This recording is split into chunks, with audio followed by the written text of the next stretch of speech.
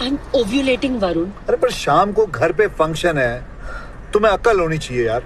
Flight पकड़नी है, mummy call कर करके पागल हो रही है, मैसेज में मैसेज दिए जा रही है. आज ही का दिन मिला था तुम्हें. Oh, I'm sorry.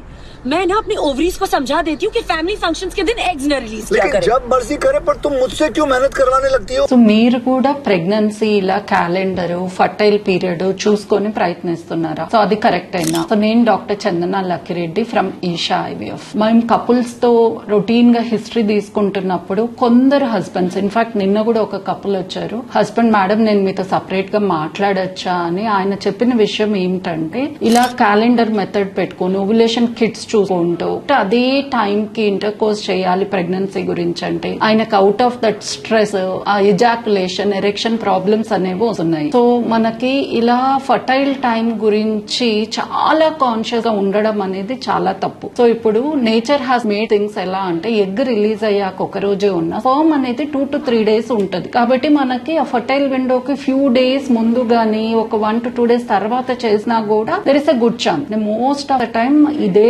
కౌన్సిలింగ్ ఇస్తాం మేము. రిలాక్స్ కండి, అదే టైంలో అని కాదు, వీక్లీ ఒక 3 times అలా వీలుంటే, లేదా 2 times అలా న్యాచురల్ గా హెల్తీగా ట్రై చేస్తూ ఉంటే మెజారిటీ ఆఫ్ కపుల్ కి 6 months to 1 year లో ప్రెగ్నెన్సీ వచ్చేస్తుంది.